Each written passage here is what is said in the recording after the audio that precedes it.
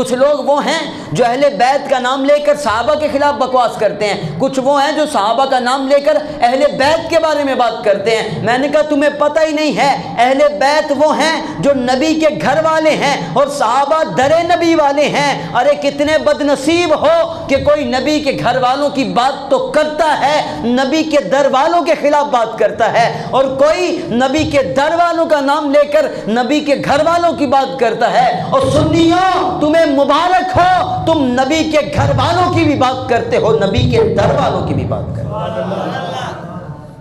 تم خوش نصیب لوگ ہو یار جو کسی کے بارے میں بات نہیں کرتے ہو، تم نبی کے یاروں کی بھی بات کرتے ہو اور نبی کے اہل بیت کی بھی بات کرتے ہو۔ یہ جو علی علی کہتے ہیں ان کو علی کا پتہ ہی نہیں، علی بات کیا کرتے ہیں۔ تم نے حضرت علی کی شان صرف بیان کی ہے، لیکن علی کی شان بیان کر کے صدیق کے خلاف بات کر دی۔ تم کیا سمجھتے ہو حضرت علی تمہیں معاف کر دیں گے؟ کل قیامت کے دن مولا کائنات تمہارا گریبان پکڑیں گے کہ تم میرا نام لے کر نبی کے یار غار کے بارے میں باتیں کرتا رہا۔ کہتے جی انہوں نے باغ کھا لیا تھا، اور بے شرمو تمہیں شرم نہیں آتی صدیق اکبر کے بارے میں بات کرتے ہوئے؟ ان کے بارے میں بات کر رہے ہو جنہوں نے اپنے گھر کا سارا مال نبی کے قدموں کے اوپر نچھاور کر دیا۔ اقبال کہتا ہے کہ بلبل کو پھول بس اور صدیق کے لیے ہے خدا کا رسول بس۔ صدیق کو اور کچھ چاہیے ہی نہیں، پروانے کو شمع بلبل کو پھول بس، صدیق کے لیے کافی ہے خدا کا رسول بس۔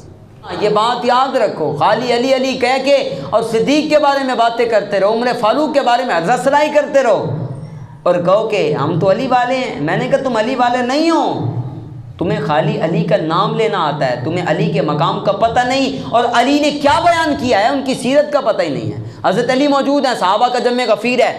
بات کو یہیں پر ختم کر رہا ہوں، اس پر بات کرنا چاہوں بات بڑی ہو سکتی ہے لیکن وقت نہیں ہے۔ یہی آخری روایت میری گفتگو کا اختتام ہے۔ مولا کائنات فرماتے ہیں، یہ حاصل کلام بات آپ کو بتانے لگا ہوں۔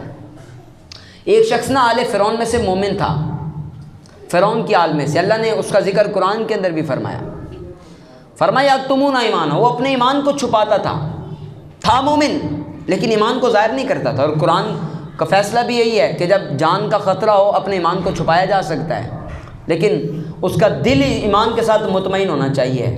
زبان سے چاہے وہ اقرار نہ کرے، دل کے اندر ایمان ہے، اگر جان کا خطرہ ہے تو اس کا ایمان قابل قبول ہے۔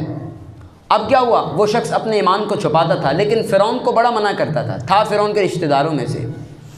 اس کو کہا کرتا تھا، ایک روایت میں ایک اس کا چچا زاد بھائی تھا، اس کو کہا کرتا تھا کہ یار تم ان کو نقصان پہنچا رہے ہو۔ حضرت موسیٰ کے خلاف جب وہ حضرت سرائی کرتا تھا تو وہ شخص بڑا زیادہ روکتا تھا فرعون کو کہ یار یہ کام نہ کرو، تم تھا ایمان والا۔ اب حضرت علی صحابہ کے مجمع کے اندر پوچھ رہے ہیں، صحابہ یہ بتاؤ کہ آل فرعون کا وہ مومن افضل ہے یا میرے نبی کا یار غار صدیق اکبر افضل ہے؟ صحابہ سے پوچھ رہے ہیں۔ اب صحابہ خاموش رہے۔ اللہ اکبر اللہ اکبر، صحابہ کرام خاموش ہیں۔ اب حضرت علی نے دوبارہ پوچھا، فرمایا یار بولتے کیوں نہیں ہو؟ اب وہ خاموش ہیں۔ مولا کائنات نے اپنے چہرے کے اوپر چادر ڈالی اور زاروں قطار رونے لگے۔ کافی دیر روتے رہے اور رونے کے بعد خود ہی جواب ارشاد فرمایا ساعت ابی بکر خیر من الف ساعت مومن اہلی فرعون، فرمایا سنو تم کیا بات کرتے ہو، میری بات سنو۔ اللہ اکبر، فرمایا ابو بکر کی زندگی کا ایک لمحہ اس آل فرعون کے مومن کے 1000 لمحات سے بڑھ کر ہے۔ کہا اس کی وجہ یہ ہے کہ وہ مومن اپنے ایمان کو چھپاتا تھا، لیکن میرے نبی کا صدیق وہ ہے جو سب کے سامنے بیان کرتا ہے میں زہرا کے بابا کا غلام ہوں۔